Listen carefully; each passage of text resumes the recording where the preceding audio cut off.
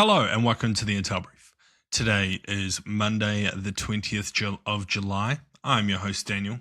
That's in the wrong order. And today we're going to talk about Ukraine has launched a record drone barrage against the Moscow region. Iran has declared the US memorandum suspended as strikes continue. And a Chinese firm is seeking damages over the state control of British steel. So, firstly, Ukrainian drones have struck Moscow Oblast overnight on the 20th of July, hitting an oil depot and destroying warehouses in a region I cannot pronounce at a logistical park. The mayor claimed that more than 400 drones were launched towards the capital region, with 85 downed on approach. A fire was also reported at a residential building near the region. So what? Setting 400 drones to one region is saturation, not precision. That's a pretty good way of getting past air defense, and it clearly shows Ukraine's intent to hit these locations. Moscow's inner air defense ring is likely being tested deliberately here. Ukraine is making it pretty clear they've got a lot of drones and they're willing to use them. 400 is, a huge number, especially for the size of these drones. So, Ukraine's definitely showing off here that they have the capabilities and the intent to target the capital. The logistical parts are part of a new targeting class here, and further strikes on these distribution nodes are likely. They seem to be effective. The one over the weekend at the Wild Berries distribution center was extremely effective, both from a strategic, destroying the distribution plant, but also just from a propaganda perspective. It looked very impressive on the internet, and it also filled Moscow with absolute piles of black smoke, which, the locals get to see.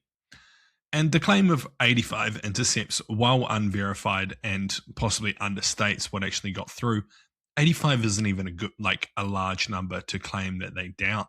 So that leaves 315 to have got through. If that's what you're claiming publicly, that's not a very positive sign, in my opinion. And next, Tehran says the Memorandum of Understanding signed with Washington in mid-June is now suspended after roughly 50 people were killed by US strikes this month. US forces have run 9 consecutive nights of strikes on Iranian air defense, coastal surveillance, and missile storage sites.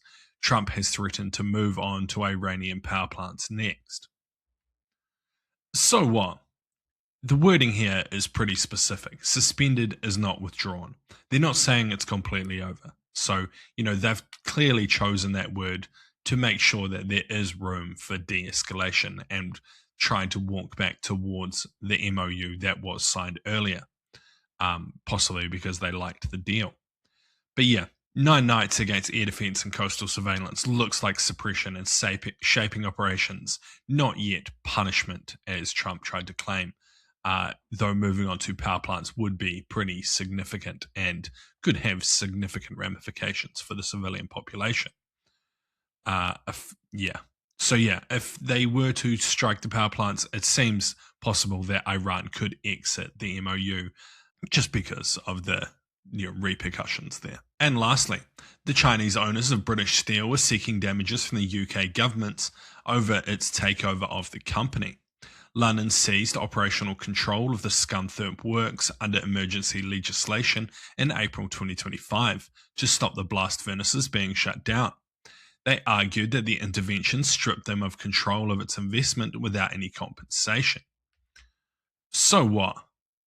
Firstly, just why are we selling strategic, resources to Chinese investors who then just try and turn them off?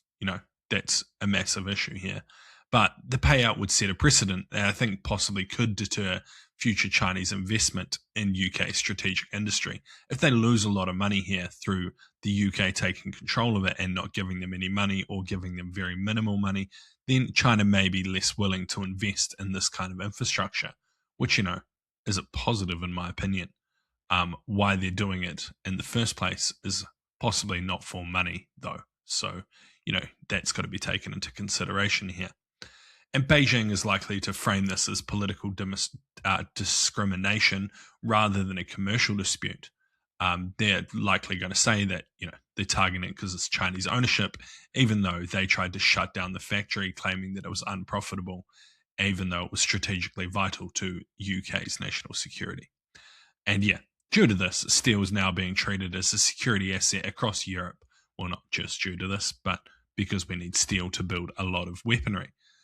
So yeah, similar disputes are likely going to continue. But anyway, that's been the Intel Brief. I've been your host, Daniel, and I'll see you again tomorrow.